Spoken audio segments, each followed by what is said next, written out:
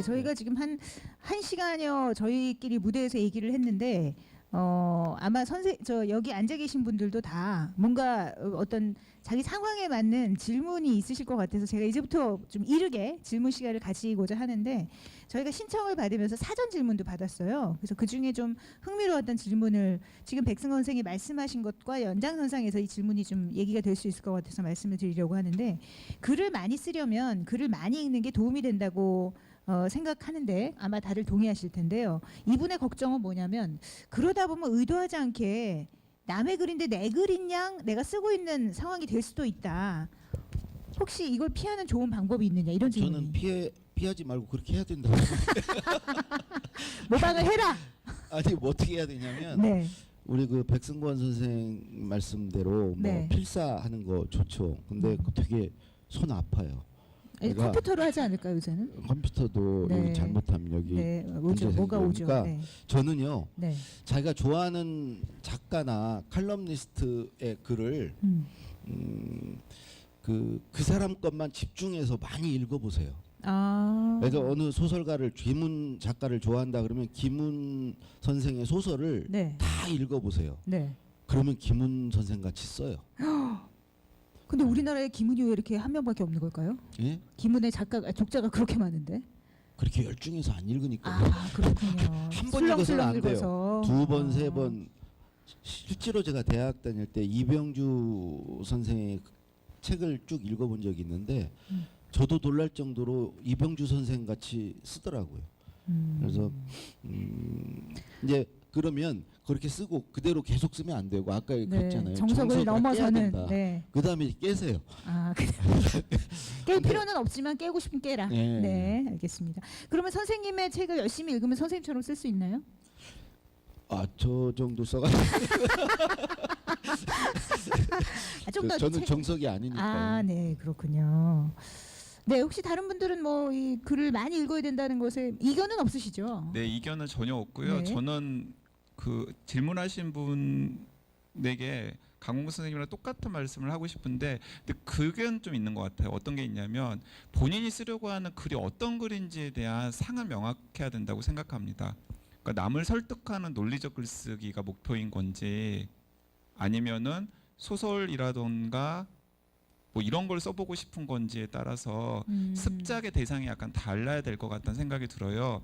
예를 들어서 저는 뭐 이번 강의 때도 논리적 글쓰기 파트를 맡았고 제가 주로 관심을 있는 건 다른 사람들에게 내가 가지고 있는 생각을 전달하는 것과 관련된 글을 쓰는 것이거든요. 그러니까 그런 글은 제가 생각하기에는 소설을 필사하거나 소설을 열심히 읽는다고 그래서 어휘력이 늘 수는 있을지언정 글쓰기 실력 자체에는 그렇게 크게 도움은 안 될 거라고 생각합니다. 저는 오히려 명 에세이스트나 논리적으로 자기 글을 잘 쓰기로 유명한 문장가의 글들을 유심히 읽는 게 굉장히 좋다는 생각이 들고요. 저는 실제로 그런 경험을 했어요. 지금은 돌아가셨지만 그 굉장히 논리적인 칼럼을 잘 쓰는 분으로 유명했던 분 중에서 경제학자 정운영 선생님이라는 분이 계셨어요. 네. 이제 한겨레 신문이랑 중앙일보에 오랫동안 일주일에 한 번 정도 칼럼을 기고를 하셨었는데 그분의 칼럼을 저는 굉장히 유심히 보고 흉내내려고 노력을 많이 했습니다. 그래서 지금은 좀 많이 달라졌을 텐데 처음에는 선배들이 야, 네 글 보면 마치 정운영 글 그런 것 같아 네. 라는 식의 이야기를 할 정도로 그러니까 사실은 어떻게 보면은 좀 부끄러운 일이죠. 다른 사람 모방을 해서 따라한다라는 거니까. 근데 결국에는 정운영 선생님은 세상에 안 계시거든요.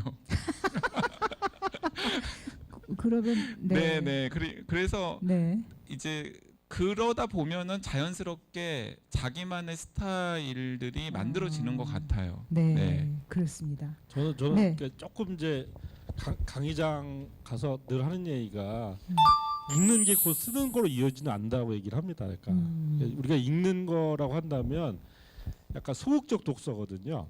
예, 소극적 독서는 쓰는 거로 바로 이어지지 않아요. 그러니까 저는 그 읽는 것만큼 쓰지 못하는 그런 우리나라의 어떤 이 집단을 많이 봤습니다. 그러니까 이 읽는 게 쓰는 것으로 이어지려면 적극적 독서가 돼야 돼요. 그 적극적 독서는 바로 베껴쓰기나 요약으로 이어져야 되는 거죠. 그래서 책을 많이 읽는 것보다는 한 권을 읽는다고 하더라도 그 책에 대해서 네. 요약을 하거나 베껴쓰기를 하면 네. 그게 글쓰기에 도움이 되지만 음. 그냥 주마간산식으로 이렇게 여러 가지 읽는다고 해서 결코 글쓰기에 도움이 되지 않는다고 저는 생각합니다. 예. 예. 그래서 제가 받아서 이제 권해드리고 싶은 방법은 서평을 쓰는 방법이에요. 네, 뭐 오. 독후감이라고 해도 좋고 서평이라도 좋고 책을 읽고서 서평을 쓰면 시간이 많이 걸리죠. 그러면은 차라리 그 시간에 책을 한 권 더 읽는 게 훨씬 더 낫지 않을까라고 생각하시는 분들이 있을지 모르겠는데 여기 계신 분들 다 경험하실 거예요. 책 읽어봤자 기억이 안 납니다. 그렇잖아요. 시간이 지나면 네. 그리고 나는 계속 기억하는 대로라고 지금 반신반의하는 젊은 친구들 보이는데 나이 들면 다 기억이 안 납니다. 네.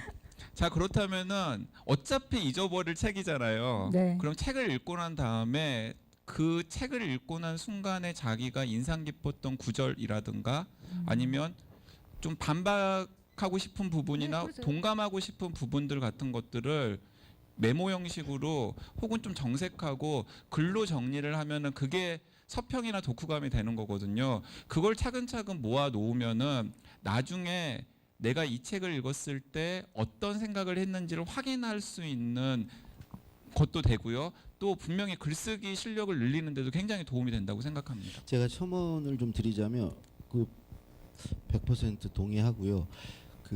이 서평을 쓰고 메모하는데 그치지 마시고요. 메모한 것을 반드시 누군가에게 말로 써먹어 보세요. 그래야 완전히 자기있게 되고요.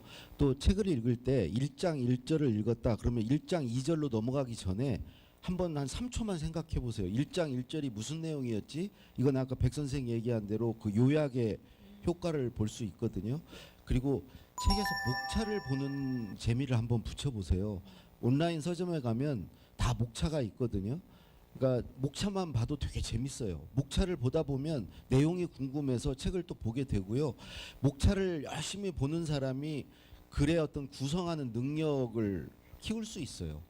전체 흐름을 보는 그런 훈련을 좀 목차 보기로 좀 많이 해보셨으면 좋겠습니다. 이게 한 편의 글이나 한 권의 책은 그 글을 쓴 사람이 자신의 생각을 이렇게 집으로 지어놓은 거거든요.